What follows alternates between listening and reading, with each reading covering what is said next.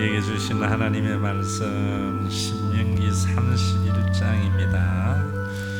이제 31장, 32, 33, 34장 남았는데 이번 한 주간은 또 32장을 여러분들이 읽어오세요. 그래야 다음 주 설교가 더 은혜를 받을 수 있으리라 생각합니다. 오늘은 31장 전장이지만은 8절까지만 제가 읽을 때 눈으로 따라 읽으시면서 의미를 마음에 새기시기를 바랍니다. 또 모세가 가서 온 이스라엘에게 이 말씀을 전하여 그들에게 이르되 이제 내 나이 120세라 내가 더 이상 출입하지 못하겠고 여호와께서도 내게 이르시기를 너는 이 요단을 건너지 못하리라 하셨느니라.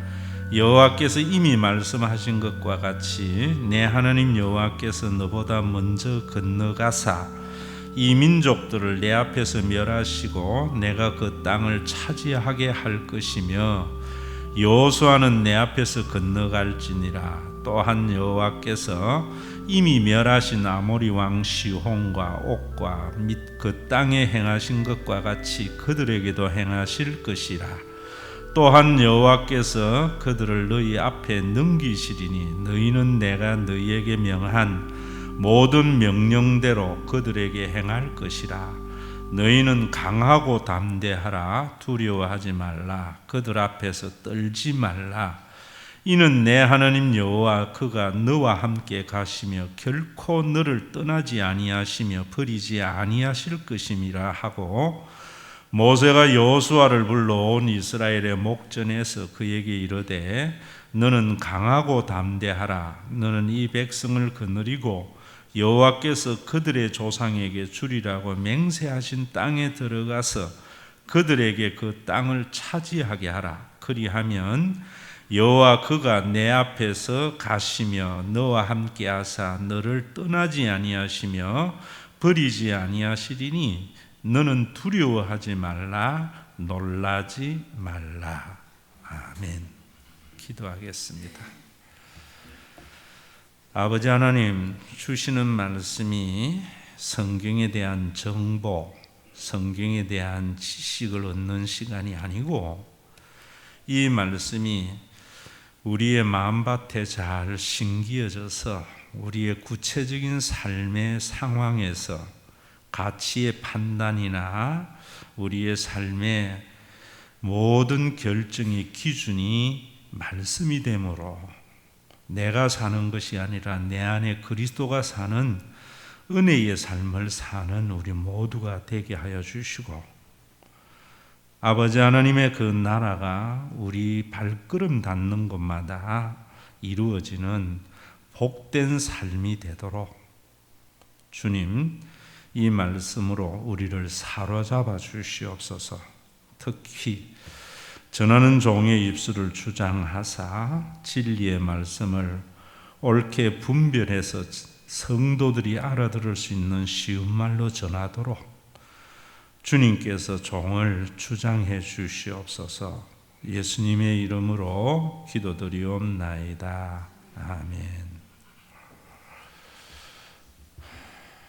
여러분, 하나님의 말씀, 하나님의 나라는 이 세상의 가치관이나 이 세상의 눈으로 보면은 파라독스, 역설입니다.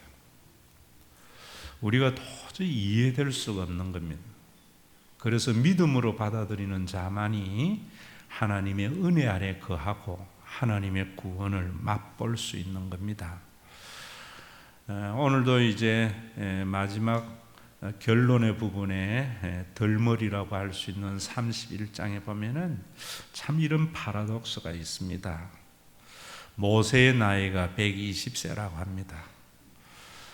모세는 120세를 살았습니다. 홍수 위의 모든 인간의 생명은 성장기 곱하기 5기 때문에 인간도 먹거리나 공해나 이런 것 없으면은 자연사는 120세 하는 것이 지극히 당연한 삶입니다. 120세의 모세가 이제 하나님의 부르심을 받아서 뭐라고 이야기하는가 하면 하나님이 정말 모세는 40년 동안 얼마나 죽을 고생을 했습니까? 이스라엘 백성들을 데리고 광야의 40년 길을 건너서 그가 그렇게도 갈망하고 들어가고 싶었던 가나안을 목전에 두고 있는데 하나님이 하시는 말씀이 내가 너희들보다 먼저 가서 그 가나안 땅의 모든 족속들을 멸하고 예비하리라고 하면서도 너는 들어갈 수 없다 이렇게 이야기합니다.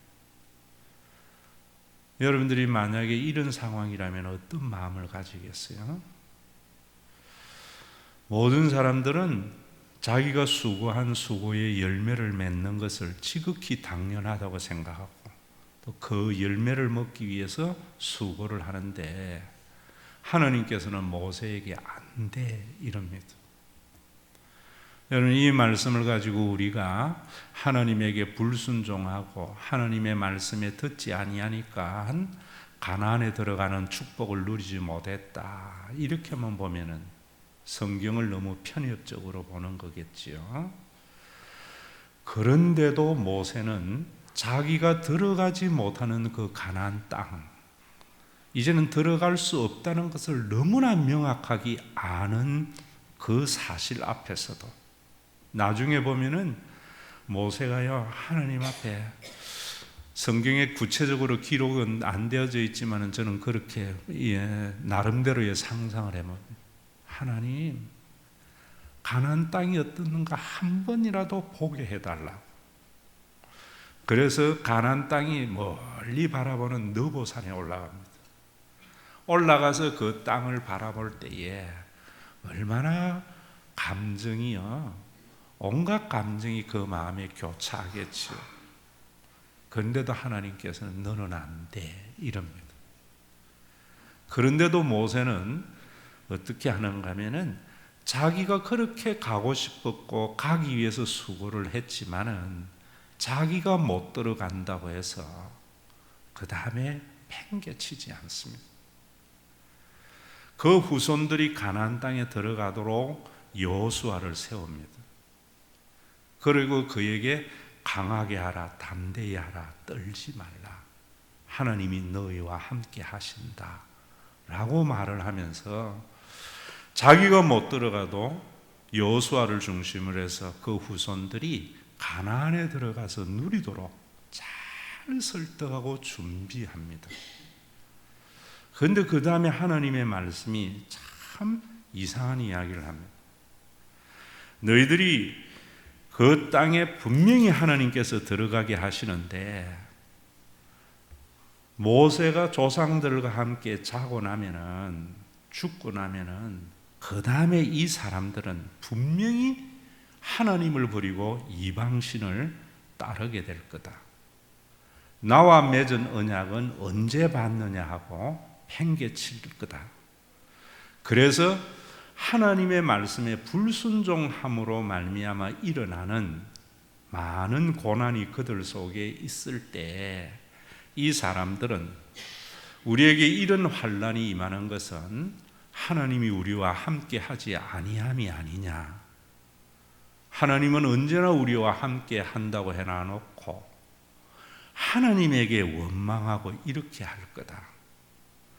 그래서 너는 너 하나님의 그 이제까지의 구원을 노래로 지어서 이 백성들이 그 노래를 통해서 하나님의 신실하심을 알고 하나님의 은혜 가운데 거할 수 있도록 그렇게 해놔라.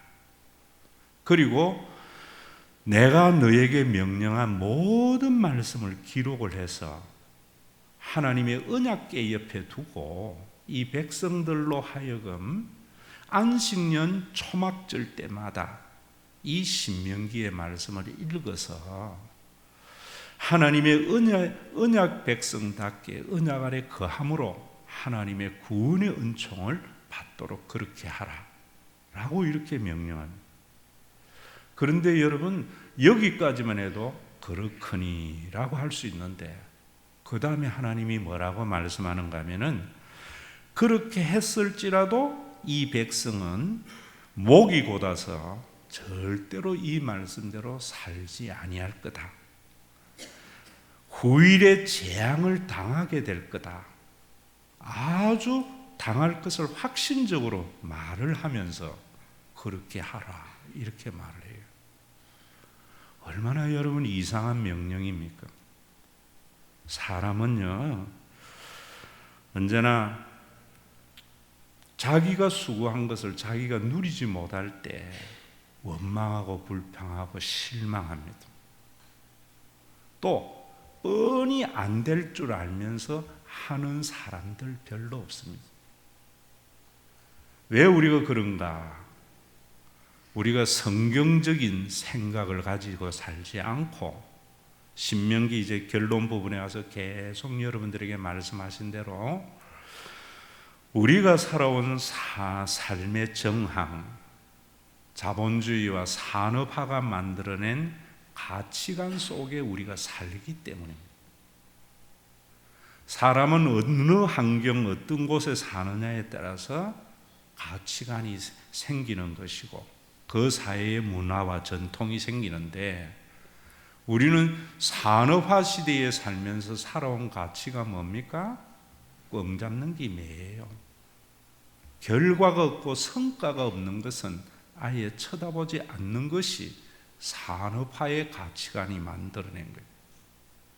그리고 안 될 것은 안 되는 걸 뻔히 알면서 행하는 사람, 어리석은 사람이라는 것이 다 우리가 이 시대에 살아온 사람들의 가치관이지 성경적인 것이 아니라는 거예요. 오늘날 교회의 가장 큰 문제가 저는 그런 것이라 생각해요. 교회도 세상과 같다는 게 뭐냐면요, 교회에서 유행가 부르는 것 그게 같은 게 아니에요. 교회의 예배가 경건하지 못하게 기타 치고 드럼 치는 것이 세상과 같아지는 것이 아니라 세상 사는 사람들의 가치관으로 가치 판단하고 사는 것이 세속합니다. 그러면 하나님의 구원이 나타나지 않아요.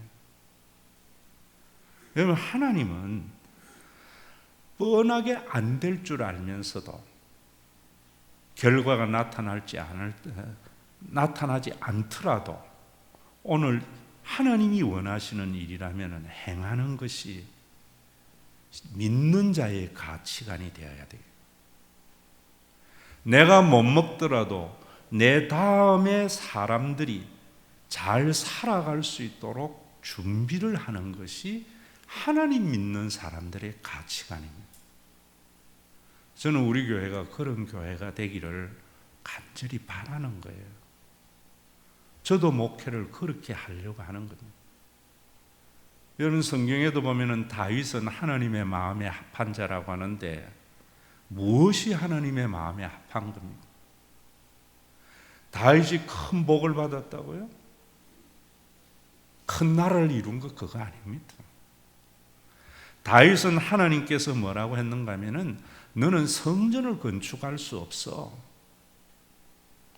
성전을 건축하는 것이 얼마나 하나님 앞에 아름답고 귀한 일입니까? 그런데 나단 선지자를 통해서 너는 안 돼 하니까 팽개친 게 아니에요. 아들 솔로몬이 성전을 건축할 수 있도록 모든 재료를 다 준비시키는 거예요. 이게 믿음의 사람이에요. 저는 우리 신명기를 보면서 저와 여러분들이 정말 이런 하나님의 사람으로 변화돼야 돼요.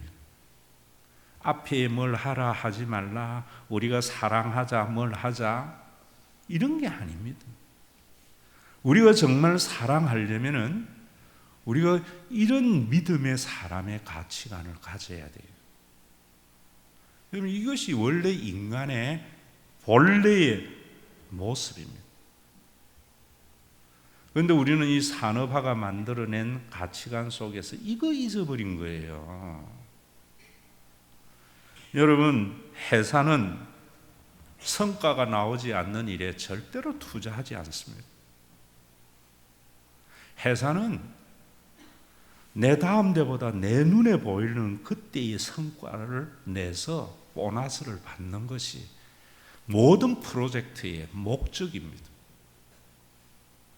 그러나 여러분, 제가 하나님의 구원은, 교회는 회사가 아니고 가정입니다 라고 하는 이유가 이곳에 있어요. 여러분, 사람은 가정에서는 어떻게 해요? 부모는 자식이 못 먹는다고 해서요, 자신이 먹지 못한다고 해서 뿌리지 않는 것이 부모가 아닙니다. 나는 못 먹더라도 내 자녀가 거둘 수 있도록 준비하는 것이 부모잖아요. 그것이 하나님이 원하시는 것이고 예수 그리스도가 이루신 구원이라 이 말입니다. 내 못 먹는다고 우물에 침 뱉는 사람은 세상 사는 사람입니다. 저는 우리 교회와 저와 여러분들의 삶이 하나님 앞에 가서 옳다 인정함을 받으려면 그래야 된다고 봐요. 인간의 행복은요, 내가 뿌린 것 거둘 때의 그 거둠의 기쁨은 찰나적인 거예요. 진정한 행복은요, 내가 행한 행위가 다른 사람에게 유익이 되는 것을 보면서 행복감을 느껴야 돼요. 이건 결심이 아닙니다.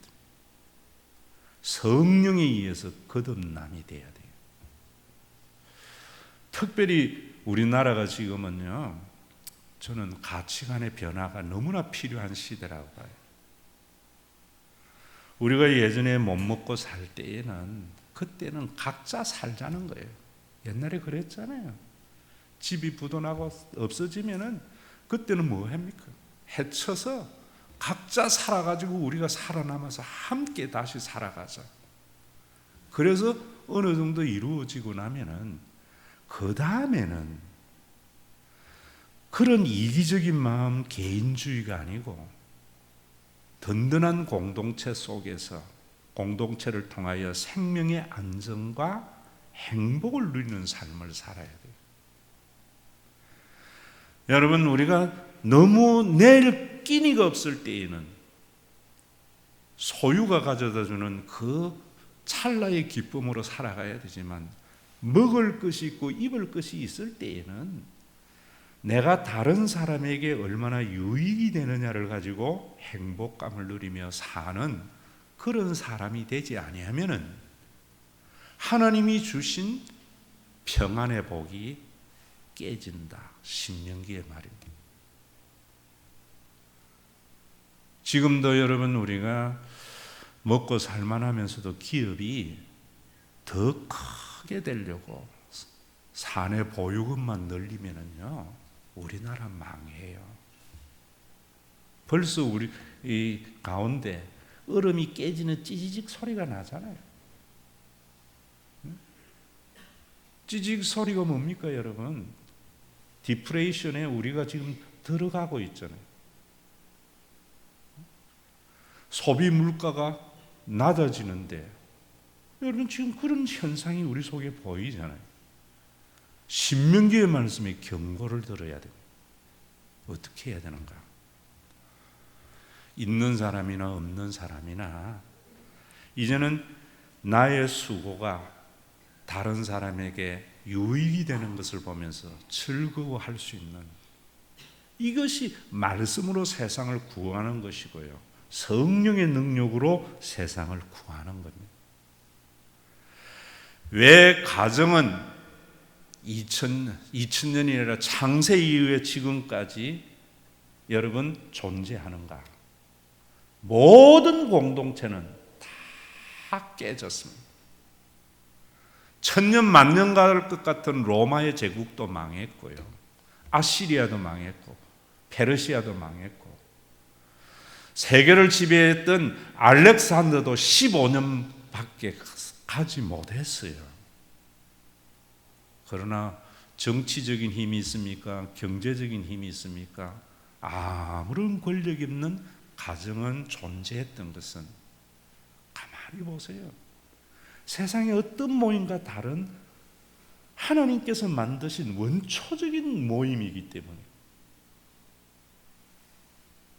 가정은요, 내가 잘 된다고 해서 나만 기뻐하는 게 아니에요. 또 내가 잘 됐을 때에 나만 좋은 것이 아니라 더불어 좋은 삶. 저는 이건 결심한다고 되는 게 아닌 것 같아요. 저도 설교를 하면서 이거 교인들이 어떻게 알겠나. 정말 떠오르는 단어는 하나밖에 없더라고요. 샘표 간장밖에 없어. 뭔지 모르나? 맛을 보고 맛을 아는 거예요. 한번 그래 살아보면은요, 그것이 얼마나 귀한 줄 안다고.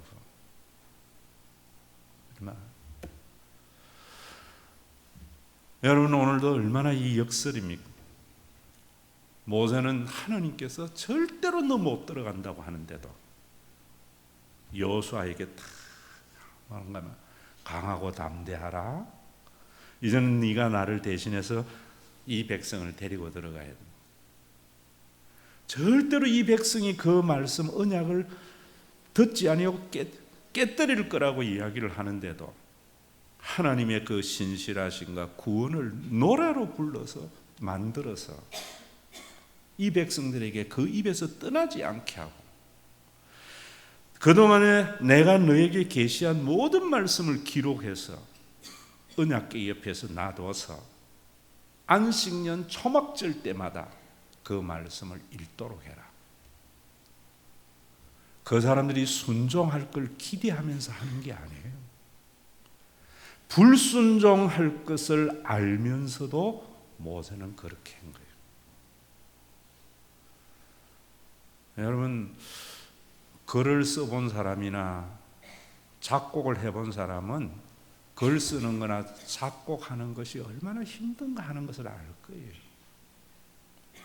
저도 여러분 설교를 준비를 할 때에 한 2, 3일 동안 설교를 계속 머리로 묵상하다가 앉아서 쓰려고 할 때에 굉장한 고통이 와요.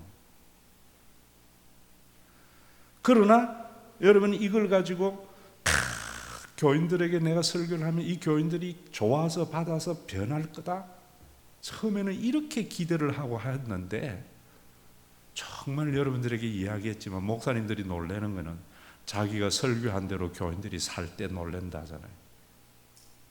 이제 저도 20년을 넘다 보니까 교인들이 이 말을 안 들을 거 알아요. 그런데도 그 말씀을 준비해야 하는 거예요. 여러분, 자식들에게도 마찬가지잖아요. 부모가 이야기한다고 자식이 다 듣습니까?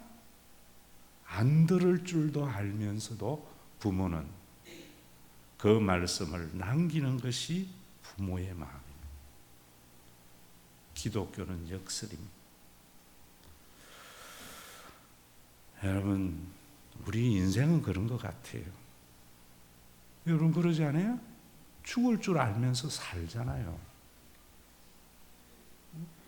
죽을 줄 알면서 사는데 죽을 거 말라고 살아, 허무주의가 되는 겁니다. 그런 사람들이 있습니다. 그러나 제대로 된 사람은 우리 모두가 죽을 줄 알지만 살아가요. 그게 하나님이 우리 인간에게 주신 인생의 삶입니다. 우리의 인생의 본질이 그런데, 여러분, 정말 성령 받고 하나님의 형상과 본질을 회복한 사람은 망할 줄 알지만 오늘의 삶을 살아갑니다. 이 생각이 남북 통일을 이룰 수 있고 우리나라를 불경기에서 일으킬 수 있고요. 여러분, 교회가 이런 모습을 통해서 세상에 빛이 되어져야 돼요. 수많은 말씀 우리 들었지만 사랑하라는 말씀 들었고 하나님의 신실하심을 믿으라 말씀 들었지만 여러분, 사람은 그래 안 살아요. 그래도 우리는 그 말씀을 뿌리며 사는 그리스도인들. 왜? 이 세상의 결론은요, 이 땅이 아니고 주님 나라이기 때문에. 천국이 없다면 우리도 죽을 것 말라고 살아요. 죽을 것 말라고 사는 사람들 자살하잖아요. 양 죽을 것 지금 죽자 힘드니까. 그런데 정상적인 사람은 죽을 줄 알지만은 하나님이 주시는 생명까지는 사는 삶이에요. 이게 믿음이고 이게 신앙의 역설인데, 언제부턴가 교회들이요 1 더하기 1은 2가 되는 이런 가치관에 매여 삽니다. 그래서 절대로 손해보는 일은 안 하려 하잖아요. 절대로 내 못 먹는 일에 뿌리려고 안 하잖아요. 그러니까 교회가 세상과 같아져 버린 거죠. 모든 교회는 그럴지라도 좀 우리는 한번 그래 살아보죠. 그래 살려면은 지난주일 이야기한 대로 여러분 이 말씀 잘 들으세요. 우리가 지금 생각하는 삶, 여러분들이 지금 원하는 삶, 여러분들이 그렇게도 바라는 그런 삶들은 산업화가 만들어낸 잘못된 가치의 삶이에요. 남들보다 더 많은 것을 소유해서 남들보다 더 많은 소비의 즐거움으로 사는 삶. 인간은 그것이 행복이 아니에요. 남들보다 더 많이 소유해서 남들보다 더 많은 소비를 하고 사는 행복은 찰나입니다. 원래 우리 인간은 얼마를 이루었던 자신의 수고를 누릴 줄도 알고요. 자기만 누리는 것이 아니라 다른 사람들과 함께 나누며 사는 삶이에요. 그래서 여러분 잊어버렸을지 몰라도 예전에 제가 여러분들에게 그런 이야기한 적이 생각나네요. 제가 욕하는 욕이 한마디 있다고 그랬죠? 뭐라고 그랬어요? 기억 안 나세요? 아는 사람 아무도 없도록 혼자 오래오래 살아라. 제일 큰 욕이에요. 사람은요 오래 사는 게 중요한 게 아니에요. 더불어 살아갈 수 있는 친구가 있는 삶, 그게 행복이에요. 누가 친구 되어줍니까? 수고의 분복을 함께 나눌 사람이죠. 여러분 이런 행복이 예수 믿는 목적이 되어져요. 그러려면은 뭐 해야 되는가? 오늘도 강하고 담대하라, 두려워하지 마라, 떨지 마라 라고 이야기하는 이유가 무엇이 있어요? 우리가 강하게 한다고 그랬습니다. 우리가 그렇게 살려고 하니까 세속이 만들어낸 잘못된 고정관념이 우리를 두렵게 만들잖아요. 사람들 중에 그런 사람이 있습니다. 먹고 살만 하면은 딴짓 해가지고 또 불안한 삶으로 가는 거. 여러분 참 이상해. 전부 편안하기를 바라는데요, 편안해지면은 그 다음에 내가 이 호사 누려도 되는가 싶어가 스스로 딴짓 해가지고 위험한 삶의 그 벼랑 끝에 다시 서려고 하는 것이 인간이에요. 왜? 제한된 존재이기 때문에. 하나님 믿으면은요, 편안한 가나안 땅에 왔을 때에 하나님이 주신 분복에 감사하고 그 감사를 이웃과 더불어 누리면서 행복하게 사는 거예요. 이 예수 믿는 목적이 이런 것이다 이 말입니다. 그러려면은 지난주일 제가 여러분들에게 이야기한 대로 무대에 서면은 뭐 강단을 무대라 해서 미안합니다만은 배우나 가수가 무대에 서서 공연을 할 때에 간접 조명이 희미해서 청중들 표정 하나하나가 보이면은요, 그 반응 때문에 자기가 원하는 공연 못합니다. 저도 설교를 오래 하면서 제가요 깨달은 지혜 하나 있어요. 간접 조명이잖아요. 이래 보다가 설교를 안 듣는다 하는 사람 딱 보면서 설교하면은 막 설교를 하기 싫어요. 그래서 제일 잘 듣는 것 같은 사람 보면은요 신나게 하는 거예요. 제가 자주 쳐다보고도 설교를 잘 듣고 있구나 이런 생각이 돼요. 정말입니다. 설교 안 듣는 사람 쳐다보고 있으면은요 내 설교 망치게 되는 거예요. 지금 그 이야기 하려고 하는 게 아니고 간접 조명, 그런데 스포트라이트가 눈에 탁 부딪히는 순간요 청중이 새카맣게 안 보인다고. 그때 자기가 원하는 공연을 할 수 있어요. 우리의 인생도 마찬가지입니다.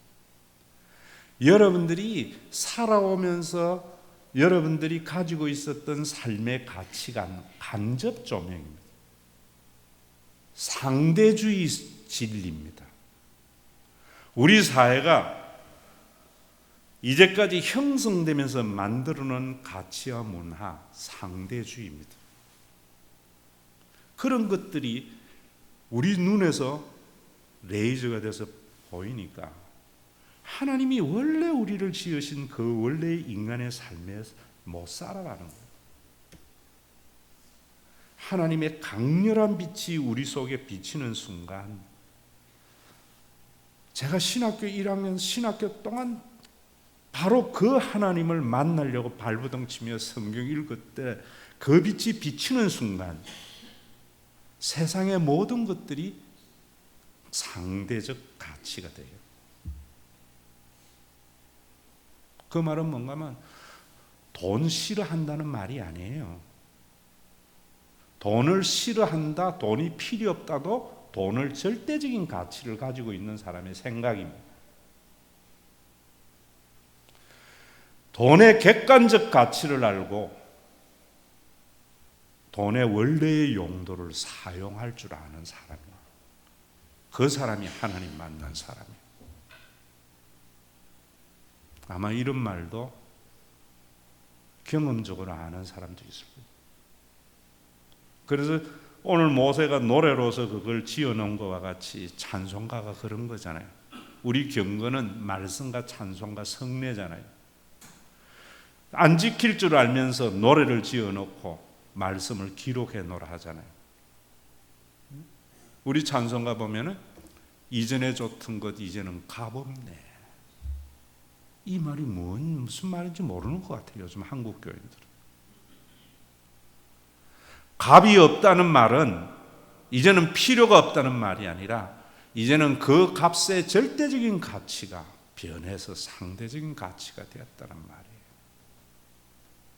하나님 만났느냐 안 만났느냐, 눈 감으면 하나님 보고 한상 보는 게 아니에요. 하나님을 정말 만나면은 이 세상에 우리가 그렇게 귀하게 여겼던 것들이 다 상대화되었어요. 옛날에는 그렇게 자녀가 귀하고 이거 죽을 똥 정말 내 생명보다 귀하게 여기던 자녀가 상대화되었어요. 이런 칭찬을 해도 될 것 같아요. 우리 교회 와서 이런 변화가 일어나야 돼요. 뭐 이금희 권사님 봉사를 많이 해서 좋아지는 거 이런 게 아니에요. 여러분, 이금희 권사님 처음에 왔을 때예요. 입에 달린 이야기가 우리 은희, 경진이, 성진이 눈만 있어요. 교회 와서 상대화되었어요.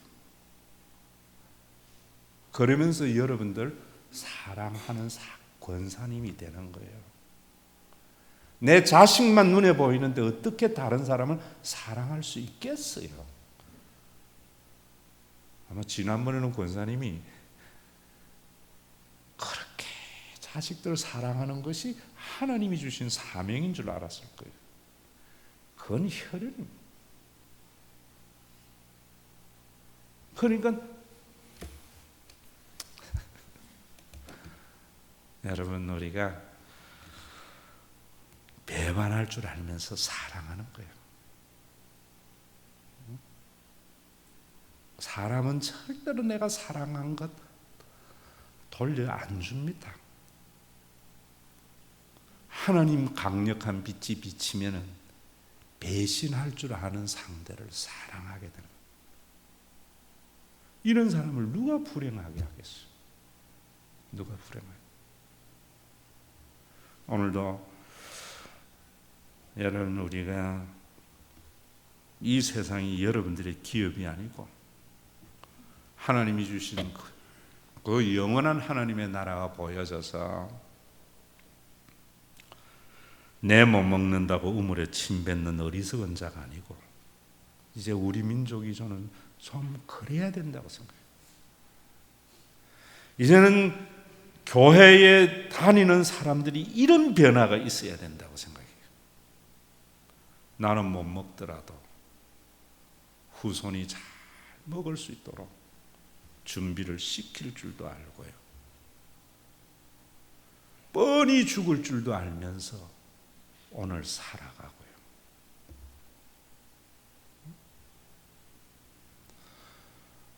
여러분, 제가 여러분들에게 회복 있는 잔치에서 적어내라 간증시키고, 옛날 초창기 개척기에는 그랬지만 지금 안 하잖아요. 의미 없어요. 왜 여러분들이 초대 못합니까? 결과에 대한 예측이거든요. 제가 이야기했지 않습니까? 오게 하는 일은 하나님이고 초대하는 일은 내라고. 왜 설교 못합니까? 자기의 말을 자기가 믿게 하려고 하기 때문에. 전하는 것은 내지만 믿게 하는 이는 하나님이에요. 그래서 누군가가 말씀을 듣고 믿었다면은 내가 설교 잘했네 우쭐거릴 필요가 없어요. 하나님이 하시는. 그러려면 여러분, 하나님의 신실한 빛이 나에게 비추어져서 내가 가지고 있는 모든 생각들, 살아오면서 형성된 나의 가치관이 진리의 말씀 하나님 앞에서 상대화되어져야 돼요. 하나님의 그 영원한 기업이 우리 모두의 소망이 되어져야 돼요. 오늘도 신명기의 말씀 뭐 하라 그것은 사랑의 말씀이다. 사랑하자. 이게 아니에요. 이게 아니에요. 우리는 변하고 우리는 배반할지라도 우리를 사랑하시는 그 하나님, 분명히 들어가면은 편안해지면은 자신을 배반할 줄 아는 그들을 위해서도 노래 지어놔라. 말씀 준비해놔라. 너 못 들어가? 그래도 너는 들어갈 수 있도록 후계자 세우고 잘해. 그 말씀에 순종한 모세와 같이 오늘도 우리나라에 필요한 복음은 저는 이런 복음이라 생각해요. 우리가 못 먹더라도 다른 사람이 먹을 수 있도록 신기를 수 있는 그런 성숙된 그리스도인이 우리 교인들이 되시고, 이러한 복음이 좀 잘 흘러나가는 그런 귀한 한국교회가 되기를 주의 이름으로 축원합니다. 산업화 시대가 만들어낸 실용주의적 생각들이 우리를 지배하고 있습니다. 그래서 남들보다 더 많이 소유하고 남들보다 더 많은 소비를 하는 것이 성공적인 생이고 행복한 생이라고 합니다. 드리는 헌금에 이러한 잘못된 가치관을 함께 드립니다. 하나님이 주신 분복에 만족하고 하나님이 주신 분복을 함께 사용하는 복된 생애를 사는 성도들의 삶이, 이 헌금의 정신이 이들의 삶이 되어져서 후회하지 않는 생애를 사는, 영원한 가치에 매여 사는 진정한 하나님의 백성들 되게 하여 주시옵소서. 이런 삶을 살아갈 수 있도록 교회가 성도들 각 한 사람 한 사람에게 하나님 노릇하는 교회 되게 하여 주시옵소서. 우리 주 예수 그리스도의 은혜와 하나님 아버지의 지극하신 사랑하심과 성령님의 내주 교통하심이 하나님의 강렬한 빛 아래 세상의 모든 가치를 상대화해서 가장 행복하고 하나님이 지으신 원래의 삶을 살아가다가 천국에 입성할 믿음의 권속들과 주님의 몸된 교회 위에 이제로부터 영원토록 항상 함께 계실지어다.